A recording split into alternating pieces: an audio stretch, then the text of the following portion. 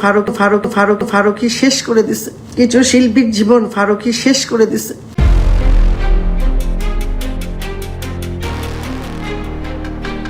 কথায় আছে সুখে থাকলে আসলে ভূতে কিলায়, ঠিক তেমনি হয়েছে বাংলাদেশের জনপ্রিয় অভিনেত্রী অরুণা বিশ্বাসের সাথে। সাম্প্রতিক সময়ে ঘটে যাওয়া একটি লাইভকে কেন্দ্র করে আবারও সবই জঙ্গনে উঠেছে বড় ঝড়। যে ঝড়ের স্রোতের পানিতে এবার নাম ভেসে আসছে বাংলাদেশি পরিচালক মোস্তফা সরোয়ার ফারুকীর। হ্যাঁ দর্শক, আপনি ঠিকই শুনেছেন, এবার ভেসে যাচ্ছে এই বাংলাদেশি জনপ্রিয় ডিরেক্টর মোস্তফা সরোয়ার ফারুকী। আমাদের কিছু শিল্পীর জীবন ফারুকী শেষ করে দিছে। ও মনে করতেছে ও জিতে গেছে, ও জীবনও জিততে পারবে না। কারণ কেনই বা তিনি ভেসে যাচ্ছেন? হঠাৎ করেই জানতে হলে ভিডিওটি শেষ অবধি দেখুন, কেননা এই ভিডিওটিতে এই মোস্তফা সরোয়ার ফারুকীর মুখোশ উন্মোচন করা হয়েছে। তো দেরি না করে ভিডিওটি শুরু করা যাক। অরুণা বিশ্বাস একজন বাংলাদেশি অভিনেত্রী। তাকে চেনে না সিনেমা জগতের ভক্তরা, এমন মানুষ পাওয়া আসলে অবিশ্বাস্য।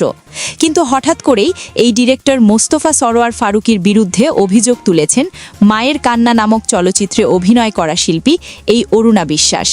এই অভিনেত্রী কিছুদিন আগে তার ব্যক্তিগত সোশ্যাল হ্যান্ডেলে জানিয়েছেন যে মোস্তফা সরোয়ার ফারুকীর একটাই বদমাইশ, তিনি অনেক মেয়ের জীবন নিয়ে লুডো খেলেছেন, সেই সাথে অনেক মেয়ের সাথে রাত্রি যাপন করে তাদের সাথে অস্বাভাবিক আচরণ করেছিলেন। শুধু কি তাই, এই ডিরেক্টর সবসময় দেখবেন একটি মাথায় দামি ক্যাপ পরে থাকেন, কিন্তু এই ক্যাপের আড়ালের সব ষড়যন্ত্র প্রকাশ্যে ফাঁস করে দিয়েছেন এই মনোমুগ্ধকর অভিনেত্রী। তিনি অভিযোগ তোলেন যেসব সাধারণ মেয়েরা এই মিডিয়াতে প্রথম আসে তাদেরকে বড় বাজের কাজে নিয়োগ দিবে বলে তাদের সাথে একা রুমে ব্যাখ্যা করেন এই ফারুকী, যেখানে থাকতো না কেউ, যে ঘরের রুমের আসলে মশা মাছিও প্রবেশ করা সম্ভব ছিল না। সেই রুমে হতো নতুন অভিনেত্রীদের গোপন মিটিং। শুধু কি তাই, তিনি আরও প্রশ্ন তুলেন বিগত আমলের তৎকালীন সরকার ডক্টর মোহাম্মদ ইউনুসের নেতৃত্বাধীন অন্তর্বর্তী সরকারের সাবেক স্বরাষ্ট্র উপদেষ্টা আসিফ নজরুলকে নিয়ে। চিফ নজরুল একটা অসভ্য, একটা না, এদের মতো সবাই তো, রেজওয়ানা, ফারুকী, আদিলুর রহমান, তারপরে হচ্ছে আমাদের কি নাম, ছাড় না স্যার বলবো না, স্যার তোকে বলাই যাবে না, আর চিফ নজরুল এত মিথ্যুক। একজন শিক্ষক হয়ে কিভাবে মিথ্যা কথা বলে, দিনের পর দিন মিথ্যা কথা। রিজওয়ানা এত মিথ্যুক, এত দম্ভ, তার এত দম্ভ। এই অভিনেত্রী হঠাৎ করেই ঘুম থেকে জেগে ওঠার কারণ একটাই, তিনি তার বাংলাদেশকে ভালোবাসেন, বাংলাদেশের মাটি ও মানুষকে। কিন্তু এখন যদি প্রশ্ন করা হয় এই অভিনেত্রী হঠাৎ করেই উঠে এসে কোথা থেকে জুড়ে বসল, তাহলে উত্তরে আসবে তিনি এখনও আর বাংলাদেশের মাটিতে নেই। কারণ একটাই, কথা একটাই, তিনি পালিয়ে গিয়েছেন দেশের বাইরে। 2024 সালে সংঘটিত কোটা সংস্কার আন্দোলনে ছাত্র জনতার উপর স্বৈরাচারী আওয়ামী লীগ সরকারের দমনপীড়ন চলাকালীন সরকারের পক্ষে অবস্থান নিয়েছিলেন অরুণা বিশ্বাস।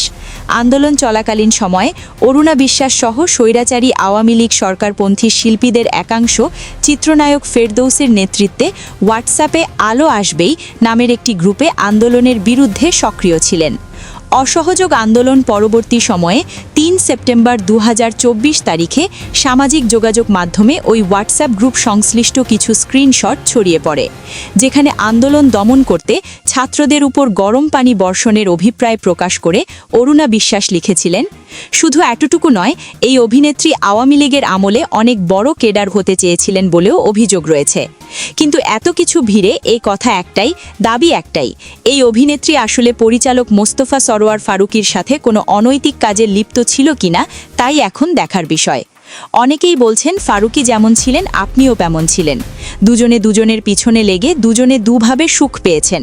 এখন আবার লাইভে এসে এত মায়া কান্না কেন, এমন মতামত ব্যক্ত করেছেন কিছু সিনেমাপ্রেমী ভক্তরা।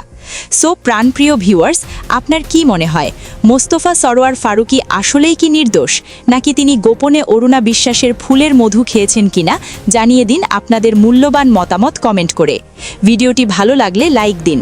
আরও এমন রোমাঞ্চকর ও বিশ্লেষণধর্মী আপডেট খবর পেতে আমাদের এই চ্যানেলটি সাবস্ক্রাইব করে রাখতে পারেন।